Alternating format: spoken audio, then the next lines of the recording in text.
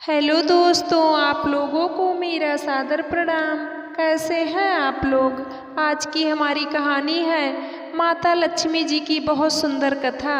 अगर आपको हमारी कहानी पसंद आए तो प्लीज़ आप हमारे चैनल को सब्सक्राइब ज़रूर करें। एक गांव में एक धोबन थी, उसका नाम रानी धोबन था। उसके 2 बेटे और 2 बहू थी। रानी धोबन के पति की मृत्यु हो चुकी थी। रानी धोबन का नियम था कि वह हर गुरुवार और अमावस्या को कपड़े धोने नहीं जाती थी। दूसरा नियम उसका यह था कि वह घर में बहुत साफ सफाई रखती थी। उसका घर हमेशा चमकता रहता था। रानी धोबन ने कभी घर में जाले नहीं आने दिया।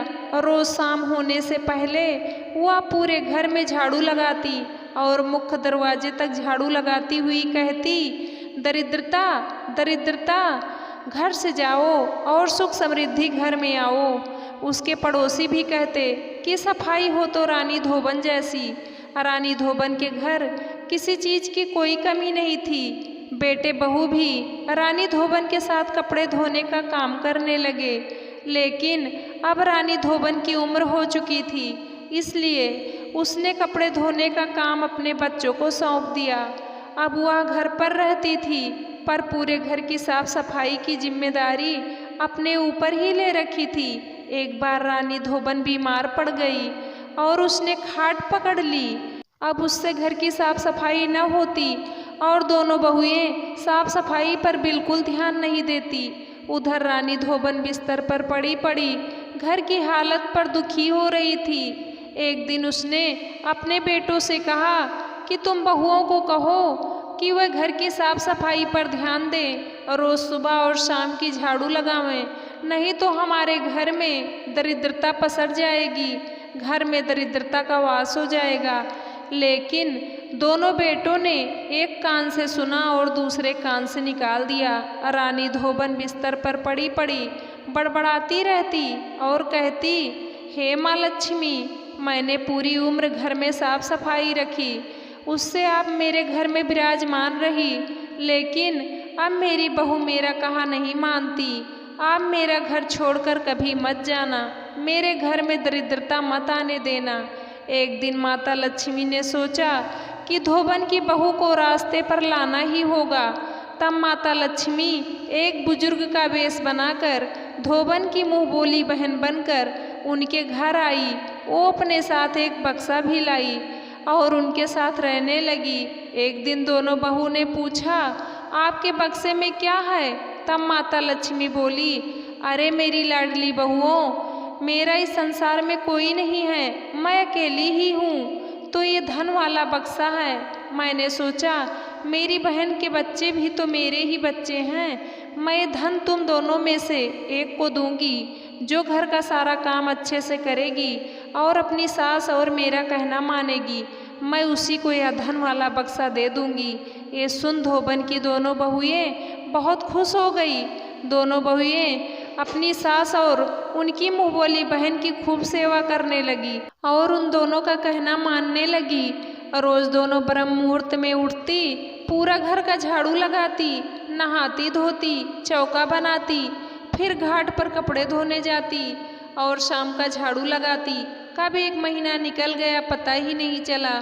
फिर एक दिन शाम के समय दोनों बहुओं ने सास और सास की मुँह बोली बहन की खूब हंस कर बातें करने की आवाज़ें सुनी। दोनों बहुओं ने सोचा कि दोनों क्या बातें कर रही हैं, सुबह उठकर पूछूंगी। अगले दिन हमेशा की तरह बहुओं ने अपने घर की साफ सफाई की और काम खत्म कर जब सास और उनकी मुँह बोली बहन को चाय देने गई तो सास सो रही थी, पर उनकी बहन कहीं भी दिखाई नहीं दी। तब उन्होंने सास को जगाया और पूछा कि मौसी जी कहाँ हैं। तभी बड़े बेटे ने मौसी के बक्से को खोलकर देखा तो उसमें माता लक्ष्मी की बहुत सुंदर पीतल की प्रतिमा पड़ी थी। साथ में ही उसमें एक चिट्ठी भी थी। बेटे ने चिट्ठी को पढ़कर सुनाया। उसमें लिखा था कि मेरे प्यारे बच्चों, मैं तुम्हें सुधारने ही आई थी, तुमने अपनी माँ का कहना नहीं माना।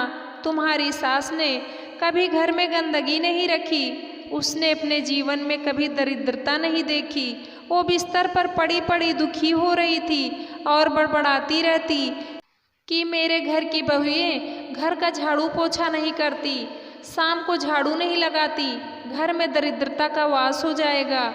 और वो मुझे कहती थी कि हे माँ लक्ष्मी, आप मेरे घर में दरिद्रता मत आने देना।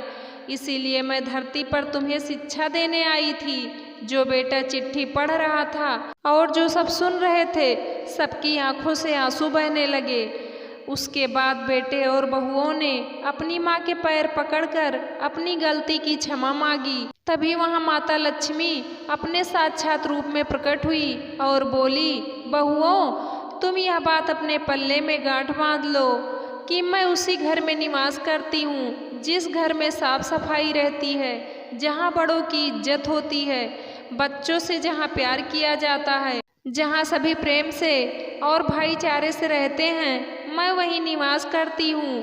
बहू बेटों ने माँ लक्ष्मी के पैर पकड़कर अपनी गलती के लिए क्षमा मांगी और माता लक्ष्मी ने उन्हें ढेरों आशीर्वाद दिए और धोबन से कहा, हम आज भी बहने हैं और मृत्यु के पश्चात तुम मेरे ही लोक में निवास करोगी। जय माँ लक्ष्मी। दोस्तों, ये प्रसंग आप लोगों को कैसे लगा, आप लोग कमेंट करके ज़रूर बताना। वीडियो को लाइक करना, शेयर करना।